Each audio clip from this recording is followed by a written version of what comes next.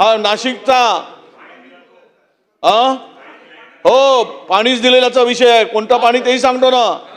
ओशोक पाणी दिलेला ते पण सांगतो. अध्यक्ष महोदय, आता त्याची सगळे जे भेटलेत ना, जे भेटले त्याची HIV टेस्ट पण करून घ्यावी लागेल आपल्याला. ते पण सांगतो ना. जेवढे भेटलेत ना त्या बंधू बाबाला सगळ्याची HIV टेस्ट गव्हर्नमेंटनीच करून घेतली पाहिजे, नाही तर संसर्गजन्य रोग होईल, सगळेच मरतील. त्यामुळे थांबा जरा. अध्यक्ष महोदय, या अशोक खरात या बंधू बाबांनी जे महाराष्ट्रामध्ये हा बंधू बाबा हा ज्योतिष्य सांगतो, काय सांगतो, देवाचा अवतार सांगतो आणि अनेक जवळपास 100च्या वर याचे कारनामे पुढे आले, त्याचे व्हिडिओ क्लिप पुढे आलेले आहेत. देवाच्या धर्माच्या नावाने फसवणारे जे काही बंधू तयार होत आहेत, महाराष्ट्रामध्ये प्रगत महाराष्ट्र म्हणतो आम्ही, पुरोगामी महाराष्ट्र, सगळ्या दृष्टीनं पुढे जाणारा महाराष्ट्र, आणि यामध्ये असे जे काही अडकले जात आहेत. अध्यक्ष महोदय, यामध्ये राजकीय क्षेत्रातील लोक, काही IAS अधिकारी आहेत, IPS अधिकारी आहेत, आणि त्याच्याबरोबरच या सगळ्यामध्ये काही महसूल विभागाचे अधिकारी आहेत. आणि या सर्व अधिकाऱ्यांनी मिळून अध्यक्ष महोदय जे काही त्यांच्या बरोबर खरं तर या सर्व जे भेटलेत, जे व्हिडिओ क्लिप आलेत, व्हिडिओ क्लिपमध्ये आलेत, व्हिडिओमध्ये आलेत, त्या सर्वांचे CDR मोबाईलचे चेक केले पाहिजे.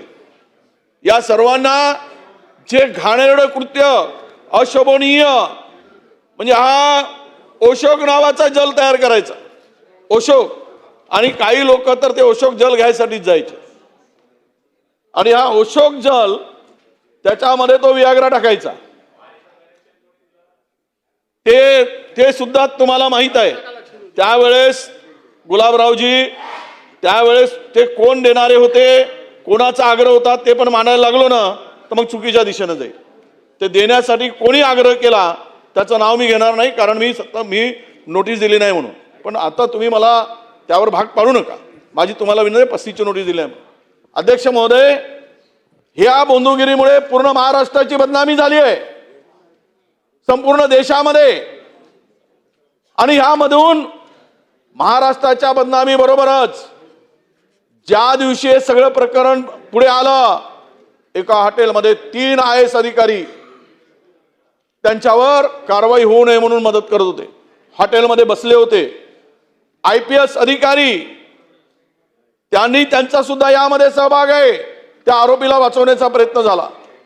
आज संपूर्ण महाराष्ट्रातील जनतेची मान शर्मेने खाली गेली, अशा प्रकारचं एक मोठं लाजवणारं आणि शर्मेनं मान खाली घालणारी ही घटना. अध्यक्ष महोदय, म्हणजे आमच्याकडे जी माहिती प्राप्त होत आहे या संदर्भात, केवळ SIT नेमून हा प्रकरण काही संपणार नाही. अरे खुद्द महिला आयोगाच्या अध्यक्षा, ज्या महिलांच्या अधिकारासाठी, त्यांच्या न्याय हक्कासाठी तिथे त्यांना बसवलंय, संविधानिक पद देऊन त्या जाऊन तिथे त्या बंधू बाबांच्या पायात पाय धुतात आणि अशा व्यक्तीला, अशा प्रवृत्तीला समर्थन करतात. अध्यक्ष महोदय, अनेक मंत्रिमंडळातील मंत्री त्या बंधू बाबाचे दर्शन घेतात. भगवानचा अवतार, ईश्वराचा अवतार. अरे थोडी तरी शपथ घेताय, पण तिथे जाताना, या बंधूकडे जाताना थोडा तरी विचार करून जायला पाहिजे. माणूस कर्तृत्वाने मोठा होतो. अध्यक्ष महोदय, हात दाखवून, बंधुगिरीवर विश्वास ठेवून, ज्योतिषावर विश्वास ठेवून माणूस मोठा होत नाही. पण काही लोकांनाही सवय लागली, तांत्रिक, मांत्रिक, हात बघून किंवा भविष्य बघून सगळं जे काही आहे ह्यामधून अध्यक्ष महोदय फार वाईट ही घटना आहे.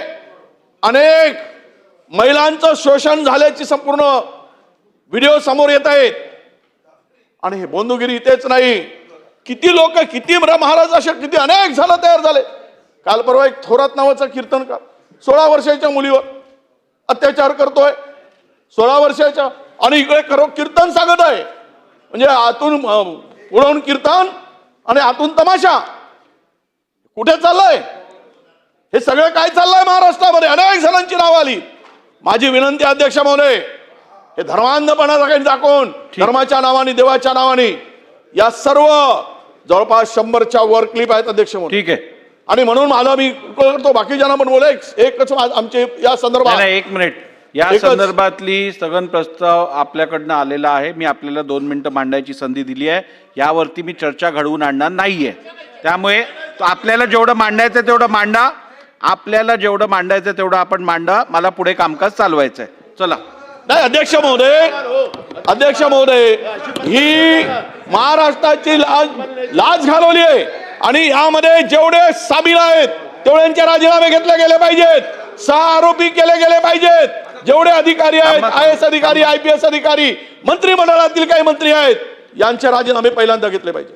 या बंधुभावाला साथ दिली आहे, या नालायक माणसाला, सन्मान्य सदस्य विजय वडेट्टीवार साहेबांनी जी माहिती सभागृहासमोर मांडलेली आहे ती माहिती गंभीर स्वरूपाची असल्यामुळे शासन याच्यात कारवाई करत आहे हे सगळ्यांना अवगत आहेच, परंतु शासनाने या संदर्भात गंभीर दखल घ्यावी. चला पुढे. असलम भाई बोलिए. अध्यक्ष महोदय, झालं त्यांनी मांड या विषयावर दोघांचे स्थगन आहेत. ठीक आहे, 1 मिनिट ऐका. नाना भाऊ, या संदर्भात रुलिंग मी दिलेलं ऐका तर खरं. 2 मिनिटं माझं तर ऐक. माझं तर ऐका 2 मिनिटं. हो हो हो, धन्यवाद. तुम्ही नेहमीच माझी मदत करता. धन्यवाद. 1 मिनिट. तर या संदर्भात मी रुलिंग दिल्यानंतरही तुमच्या दोघांचाही विषय तोच आहे. मी वडेट्टीवार साहेबांना मांडायची संधी दिली.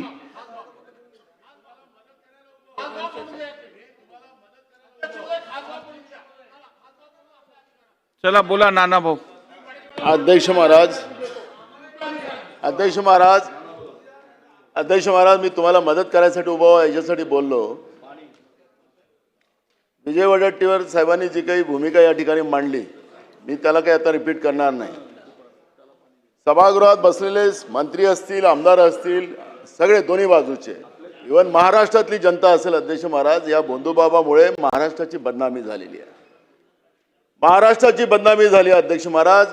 विधवा महिला असतील, गरोदर महिला असतील, लहान मुली असतील, यांच्यावर झालेलं शोषण, ते ओशोनो काय ते पाणी पाजून काय असेल ते, त्याच्यामध्ये अध्यक्ष महाराज मी आपल्याला विनंती करतो. अध्यक्ष महाराज, तो तुमचा अधिकार आहे, तुम्ही निर्णय दिलेला आहे. मी तुम्हाला अध्यक्ष महाराज सांगतो, सभागृहाचं श्रेय घेतलं ना तुम्ही अध्यक्ष महाराज. 101च्या आधारावर चर्चा लावा अध्यक्ष महाराज, आणि याच्यावर एकदा चर्चा होऊ द्या. मी तुम्हाला विनंती करतो अध्यक्ष महाराज, या पापामध्ये त्या खुर्चीचा कुठेही संबंध येत नाही. हे महाराष्ट्राच्या इज्जतीचा प्रश्न आहे. या भोंदूबाबांनी ज्या पद्धतीनं या महाराष्ट्राला बदनाम केलं, महाराष्ट्र आपल्याला माफ करणार नाही अध्यक्ष महाराज. अधिवेशन चाललेलं आहे आणि म्हणून या ठिकाणी ही चर्चा होणं गरजेचं आहे अध्यक्ष महाराज. याचा सोक्षमोक्ष लागणं गरजेचं आहे अध्यक्ष महाराज. कोणी पाणी दिलं, काय झालं, त्याच्यावर सगळी चर्चा झाली पाहिजे अध्यक्ष महाराज. पण मी काय झालं त्याला मी काहीच नाही. माझा तर तुम्हाला सवाल आहे, माझा सवाल आहे. महिला अध्यक्ष ज्या होत्या चाकणकरला, त्यांना राजीनामा दिला. मग ज्यांचे फोटो आले त्यांनी राजीनामे द्यावेत ना अध्यक्ष महाराज. मला त्याच्यावर चर्चेत जायचं नाही. मी अध्यक्ष महाराज तुम्हाला मदत करायला उभा हो. महाराष्ट्राच्या इतिहासाला तुम्ही सगळं सांगितलं, मला कशी मदत करणार आहात ते अजून सांगितलं नाही. 101च्या खाली चर्चा लावा. सगळं नको घ्यायला अध्यक्ष महाराज. मी तुम्हाला मदत करायला उभा. 101च्या चर्चा आता चालू करा अध्यक्ष महाराज. अल्पचर्चा करा अध्यक्ष महाराज. पण हा प्रश्न निकाली लावा अध्यक्ष महाराज, नाहीतर आपल्याला माफ नाही करणार अध्यक्ष महाराज. ठीक आहे. चला. सन्मान्य भास्करराव, आपलं तर नाव पण नाहीये आपल्या अधिकारात, स्थगन पण नाहीये. म्हणूनच आपल्या अधिकारात नेहमी तुम्ही म्हणता त्या पद्धतीने. ठीक आहे. ही परवानगी दिल्यानंतर पाठी केलेले सगळे आरोप पाठी घेतले असं मी समजतो. मी बसू काय अध्यक्ष महोदय, एक अत्यंत गंभीर असा प्रश्न महाराष्ट्राच्या समोर उभा राहिलेला आहे अध्यक्ष महोदय. अध्यक्ष महोदय, खरं तर हा स्थगन प्रस्ताव कसा होतो, आपण निर्णय दिलाय, हा विषय संपलाय. परंतु प्रत्यक्षपणे महाराष्ट्र विधिमंडळाचं अधिवेशन सुरू आहे, याच्यामध्ये प्रत्यक्षपणे सरकारचा संबंध आता आलेला आहे. सरकार याच्यामध्ये त्यांना अटक करतात, त्या ह्याला भोंदूला अटक करून सरकार पुढची चौकशी करतंय. त्यामुळं या सभागृहाचा अधिकार आहे की नेमकं सरकार काय करतंय त्याच्यावर चर्चा घडवून सरकारकडनं उत्तर घेणं. अध्यक्ष महोदय, याच्यामध्ये सरकारचा संबंध डायरेक्ट कसा आहे? याच्यामध्ये IAS अधिकारी, IPS अधिकारी, पोलीस अधिकारी याच्यामध्ये आहेतच. सगळ्या पक्षाचे त्याच्यामध्ये लोकप्रतिनिधी आहेत. मी कुठल्या एका पक्षावर बोलत नाही. सगळ्या पक्षाचे लोकप्रतिनिधी आहेत, मंत्री आहेत त्याच्यामध्ये. या सगळ्या उद्योगामध्ये अध्यक्ष महोदय मंत्री आहेत. अध्यक्ष महोदय, पावसाळ्यामध्ये असाच एक प्रश्न उपस्थित झाला होता की नाशिकच्या एका हॉटेलमध्ये काही मंत्री हे अशा पद्धतीचे उद्योग करतायत आणि सरकारच्या वतीनं स्टेटमेंट केलं जातं की याच्यामध्ये कुठल्याही प्रकारचं तथ्य नाही. सरकार कुठल्याही विषयाच्या शेवटात जाण्याच्या अगोदरच आपलं मत मांडतं. त्यामुळं सरकारकडून एक प्रकारचा त्या विषयामध्ये किंवा त्या चौकशीमध्ये अडथळा निर्माण होतो आणि चौकशीचा दिशा बदलते. अध्यक्ष महोदय, आम्ही पुरोगामी महाराष्ट्र म्हणायचं. आम्ही या ठिकाणी अंध निर्मूलन कायदे आम्ही सभागृहामध्ये तयार करायचे. आम्ही छत्रपती शिवाजी महाराजांचे वंशज म्हणून आम्ही सांगायचं. आम्ही जरा काय झालं की लोकांना गोमूत्र पाजायचं आणि आता त्या बुवाचं मूत्र प्यायला जाता तुम्ही. लाजा वाटत नाही या महाराष्ट्रामध्ये, पुरोगामी महाराष्ट्रामध्ये असे उद्योग करायला? भूत बाबा ज्या छत्रपतींचं नाव घेतात त्यांनी अमावस्या कधी बघितली नाही, त्यांनी पौर्णिमा कधी बघितली नाही, त्यांनी पितृपक्ष कधी बघितला नाही, त्यांनी कुडबुड्या ज्योतिषी कधी बघितला नाही, गंडे दोरे अंगठ्या खडे हे कधी बघितले नाहीत. हे उद्योग कशाला करायला हवेत तुम्हाला अध्यक्ष महोदय? काय माबाला लागता तुम्ही?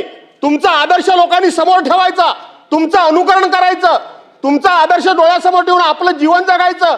त्या लोकांकडून जर अध्यक्ष महोदय हे उद्योग होत असतील तर अध्यक्ष महोदय सरकारनं या विषयामध्ये गांभीर्याने भूमिका घेतली सन्मान्य पाहिजे. सदस्य मला माहित आहे हा विषय अगोदर विजय समोर आला वडेट्टीवार होता. साहेब, ही SIT सन्मान्य वगैरे सदस्य ठीक आहे, मी सांगतो. आणि म्हणून अध्यक्ष महोदय आपण हा विषय गांभीर्याने घ्यावा अशी माझी सन्मान्य विनंती आहे. सदस्य विजय वडेट्टीवार साहेब, सन्मान्य सदस्य नानाभाऊ पाटोले साहेब, सन्मान्य सदस्य भास्कर जाधव साहेब यांनी जो आज माहिती आणि जो मुद्दा आज सभागृहात घेतलेला आहे त्या संदर्भात सरकारकडनं कारवाई चालू आहे. या संदर्भात आपल्या सगळ्यांनाही अवगत आहात आपण. या संदर्भात FIR झालेला आहे. या संदर्भात संबंधित आरोपीला अटक करण्यात आलेली आहे. त्यामुळे आता ह्या विषयावरती सबज्युडिस विषयावरती अजून चर्चा घडवून आणण्याची काही गरज नाहीये. आपण आपलं बोलावं.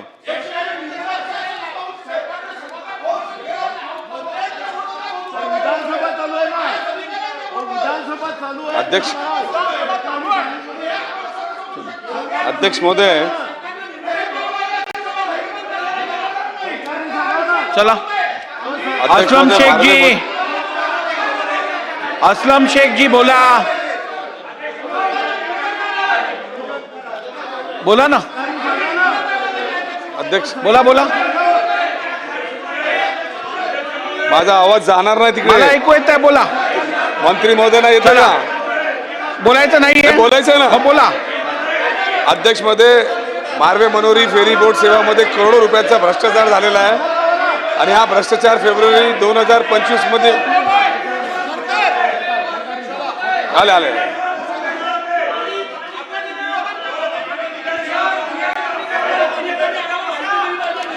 चला बसून घ्या.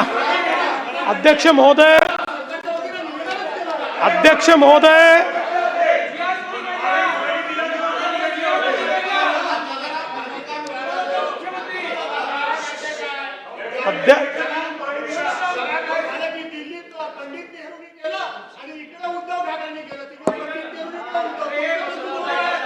चला भास्करराव इकडे माननीय अध्यक्ष महोदय, माननीय विरोधी पक्षाच्या वतीनं जो मुद्दा या ठिकाणी उपस्थित झाला आहे, तथाकथित काय तांत्रिक मांत्रिक बाबा जे काय असतील, बंधू बाबा अशोक खरात या व्यक्तीच्या संदर्भात ते काढणं चाललंय. आता जो विषय घडलेला आहे तो अत्यंत गंभीर आहे. या व्यक्तीने आपल्या तथाकथित शक्तींचा दुरुपयोग करून आणि दिशाभूल करून अनेक महिला ज्या आहेत यांच्यासोबत गैरव्यवहार दुष्कृत्य केल्याचं समोर येत आहे. या संदर्भात मी सभागृहाला अवगत करू इच्छितो की या संदर्भातली कारवाई ही आपल्या पोलिसांनी प्रोॲक्टिव्हली केलेली आहे. याचा ट्रॅप तयार करून ती केलेली आहे. यामध्ये महिला इन्व्हॉल्ड असल्यामुळे त्यांची फसवणूकच झाली होती, पण त्या समोर यायला तयार नव्हत्या. त्यावेळेस त्यांचं योग्य पद्धतीनं त्यांना धीर देऊन आणि अशा पद्धतीनं आता काही महिलांनी तक्रार केलेली आहे. उर्वरित अजून काही महिला या संदर्भात तक्रार करतील. मी केवळ आपल्याला एवढंच सांगतो की या संदर्भात कारवाई जरी आत्ता झाली तरी देखील याची तयारी आधीपासून सुरू होती. त्यांच्या अटकेच्या अगोदरच म्हणजे साधारणपणे 10 तारखेला 10/3 दुसऱ्या जिल्ह्यातनं आपण एका कंप्लेंटचा उपयोग करून त्यांचा LOC देखील काढून ठेवला होता की त्यांना बाहेर पळता येऊ नये. त्यामुळे या संदर्भात पूर्णपणे कारवाई आपण करतो. मी या सभागृहामध्ये उद्या याचं डिटेल निवेदन करीन, कारण आजही चौकशी चाललेली आहे संपूर्ण प्रकरणाचं. आणि म्हणजे दोन्ही बाजूला माझी विनंती आहे की हा आपल्या कोणाहीकरता राजकारणाचा प्रश्न नाही आहे, हा महिलांच्या डिग्निटीचा प्रश्न आहे. अशा प्रकारे महिलांचा दुरुपयोग करणं आणि त्यांना काहीतरी वेगळ्या पद्धतीचं भासवून वेगळ्या शक्ती आहेत असं सांगून आणि जणू काही त्या जे काही समर्पण करतायत ते करणं हेच त्यांचं इति कर्तव्य आहे. अशा पद्धतीचं त्यांचं ब्रेन वॉशिंग करणं, अशा अनेक गोष्टी याच्यामध्ये करण्यात आलेल्या आहेत. त्यामुळे निश्चितपणे याचं गांभीर्य लक्षात घेऊन उद्या या संदर्भात मी जे काही तुम्ही ठरवाल पण याचं पूर्ण अगदी सखोल निवेदन मी करेन. नाही चला. नाही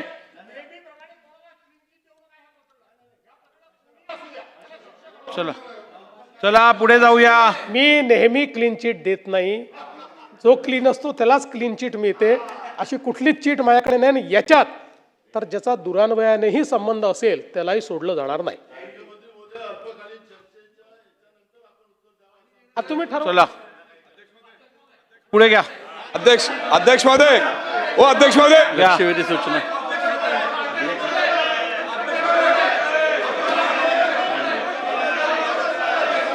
चला बावनकुळे साहेब बोला. निवेदन मान्य केलं आता ना, नको. नानाभाऊ. वेळ खूप झाला. डिटेल निवेदन मान्य केलं ना. बोला बावनकुळे साहेब बोला. बावनकुळे साहेब बोला. आपण नको आता नको. थांबा, होऊ दे त्यांचं. चला बावनकुळे साहेब. कुठला विचार? कुठला? शासकीय विधेयके अरे भेटून दे ना. शासकीय विधेयके पुरस्थापनार्थ सन 2026 चे विधानसभा विधेयक क्रमांक 27. बावनकुळे साहेब बोला. गुलाबराव. अहो बोला बावनकुळे साहेब. अरे बावनकुळे साहेब बोला तुम्ही. बोला. महोदय, सन 2026 चे विधानसभा विधेयक क्रमांक 27 महाराष्ट्र कुळवहिवाट व शेतजमीन कायदे सुधारणा विधेयक 2026 मांडण्यास मला सभागृहाची अनुमती मिळावी. प्रस्ताव असा आहे की सन 2026 चे विधानसभा विधेयक क्रमांक 27 महाराष्ट्र कुळ वहिवाट व शेतजमीन कायदे सुधारणा विधेयक 2026 मांडण्यात अनुमती देण्यात यावी. महोदय, मी आपल्या अनुमतीने सन 2026 चे विधानसभा विधेयक क्रमांक 27 महाराष्ट्र कुळवहिवाट व शेतजमीन कायदे सुधारणा विधेयक 2026 मांडतो. प्रश्न असा आहे की सन 2026 विधानसभा विधेयक क्रमांक 27 महाराष्ट्र कुळ वहिवाट व शेतजमीन कायदे सुधारणा विधेयक 2026 मांडण्यास सभागृहाची अनुमती आहे काय? अनुकूल असतील त्यांनी होय म्हणावे, प्रतिकूल असतील त्यांनी नाही म्हणावे. होयचे बहुमत आहे, होयचे बहुमत आहे. प्रस्ताव संमत झाला.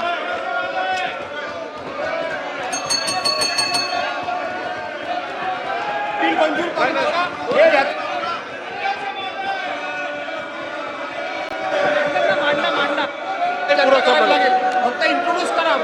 इंट्रोड्यूस झाला. प्रभारी मंत्री महोदय, मी आपल्या अनुमतीने सन 2026 विधानसभा विधेयक क्रमांक 27 महाराष्ट्र कुळवहिवाट व शेतजमीन कायदे सुधारणा विधेयक 2026 मांडतो. सन 2026 विधानसभा विधेयक क्रमांक 27 महाराष्ट्र कुळ वहिवाट व शेतजमीन कायदे सुधारणा विधेयक 2026 मांडण्यात आले.